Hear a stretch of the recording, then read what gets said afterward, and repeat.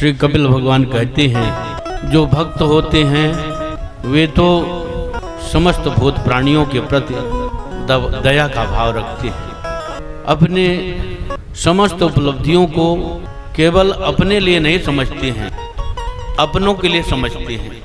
अपने और अपनों, अपना तो संकीर्ण विचारधारा है और अपनों यह विशाल विस्तृत हृदय है। अपने माने अपने बच्चे, अपने स्त्री, अपनी परिवार, अपना धन, अपना शरीर और अपनों में सब आ जाते हैं।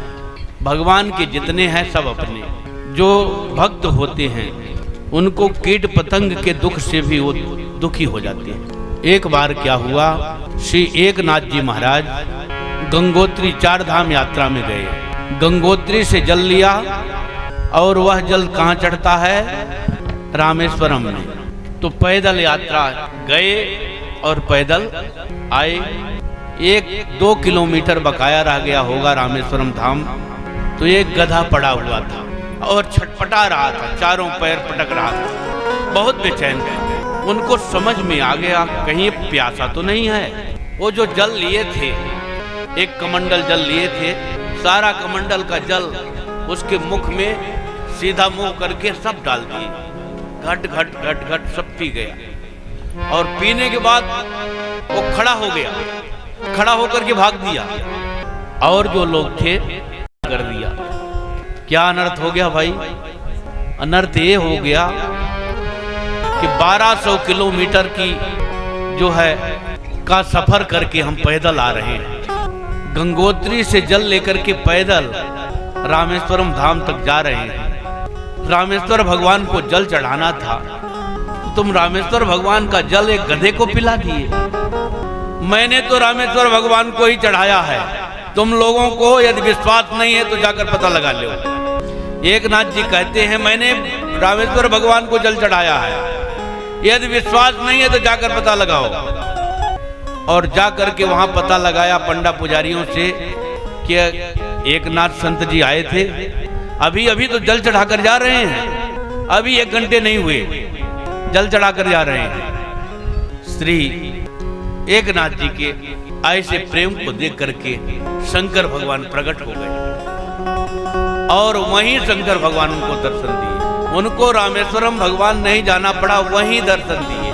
तो जो शहीदें होते हैं उनके उदार चरिता नाम वसुधैव कुटुंबकम, उदार चरित्र वालों के लिए सारी धरती उनका अपना निजी परिवार होता है।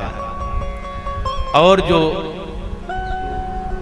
बुरे विचार वाले होते हैं, जिह्वा के लालच में कभी कभी मांस भक्षण करते हैं, अपने आप को मोटा ताजा बनाने के लिए जीवों की हिंसा करते हैं। माता कहती है, बेटा, माता माने देवहूति जी, देवहूति जी कहती हैं, बेटा फिर उनको क्या होता है? माता जी, उनको नरक होता है। जिस तरह से वे खवला करके जीवों को खाते हैं ना, उसी तरह से नरक में बड़े बड़े कराह होते हैं। उबलता हुआ तेल में उनको डाल दिया जाता है, लेकिन यम यातना शरीर उन्हें मिलती है, शरीर छूटता नहीं है, उस दुख को भोगते हैं, खौलते हैं तेल में, छटपटाते हैं, चिल्लाते हैं, दाड़ मारते हैं, चिल्लाड़ मारते हैं, लेकिन शरीर नहीं छूटता है, बड़ा कष्ट होता है। माता जी मूर्छित हो गई। अरे हाय हाय, जीवों को इतना कष्ट होता है, क्योंकि उनको तो प्राप्त है, भगवान जिनके बेटे हैं उनको तो सारी संत रहनी प्राप्त है। ये तो कहूं कथा संसार ही थी। जो देवकी, जो श्री कपिल और देवहूति का संवाद है, ये तो संसार के कल्याण के लिए है। क्या देवहूति में कोई कमी थोड़ी है? कोई कमी होगी वहां से भगवान प्रकट होंगे।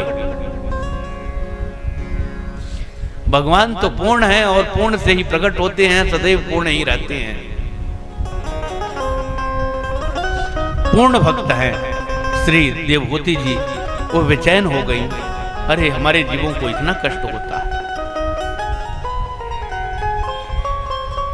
फिर धैर्य धारण करके बेटा, तो फिर वो नरक में रहता है जीव, तो उसका क्या होता है, कभी वो उस नरक से निकलता भी है?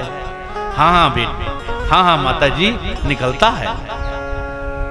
भगवान बड़े दयालु हैं। कबहू कर करुणा नर देही, देत इस दिन हेत नहीं।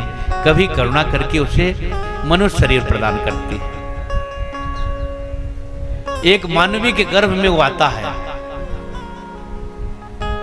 मानव बनता है, तो गर्भवास में तो सुखी हो गया होगा, अब तो उसे कोई दुख ना हुआ होगा, होता होगा? नहीं बेटा, नहीं माँ, बहुत कष्ट होता है।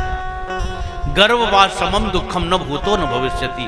गर्भवास में इतना कष्ट होता है, न पहले हुआ था और न बाद में होगा। नीचे को सिर, ऊपर को पैर, 9 महीने तक लटका है बेचारे को।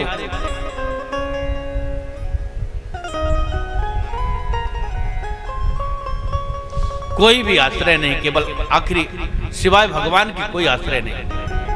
वहां कौन सा प्रकाश है, कौन सा वहां भोजन कौन दे रहा है, कौन वहां प्यार कर रहा है, कौन स्नेह प्रदान कर रहा है, कौन मीठी वाणी सुना रहा है, कौन क्या कर रहा है? वो तो मां के पोषण से ही पोषित होता है। मां का पोषण जितना किया जाए उसी से वो पोषित होता है। कैसी भगवान की विचित्र रचना है। मां का अंग ही है, वो मां के पोषण से पोषित होता है। मां कोई तीखा पदार्थ पा लिया, जलन होती है, चिल्लाता है, रोता है, दहाड़ मारता है, लेकिन कोई सुनने वाला नहीं। कर्मठ ले लिया, दब गया तो चिल्लाता है, रोता है, कोई सुनने वाला नहीं। बड़ा कष्ट होता है। माँ फिर से दुखी हो गई। फिर वो कभी बाहर भी आता है कि वहीं रहता है बेटा, उसको सुख कैसे मिलता है? भगवान ने कहा प्रसव वायु के द्वारा वो बाहर निकाला जाता है। भगवान प्रसव वायु के द्वारा उसको जन्म देते हैं। अब तो वह सुखी हो गया। ना माँ, अब वह सुखी नहीं हुआ। बेटा अभी भी दुख है। जब जन्म ले लिए तब तो बच्चे को कितना प्यार करते हैं लोग, वो तो सुखी हो गया होगा। नहीं माँ, सुखी नहीं हुआ। बालापन जेते दुख पाए, अति असीम नहीं जाएंगे नाए। बालापन में इतना कष्ट होता है, अति असीम, सीमा पार कष्ट होता है, जिसको गिनती करना कठिन है। कान में खुजली है और दूध पिलाया जा रहा है। उसके पेट में दर्द है अधिक दूध पीने के कारण, तो भी उसे दूध पिलाया जा रहा है। कितना कष्ट है, वो अपनी भावना को व्यक्त नहीं कर सकता है।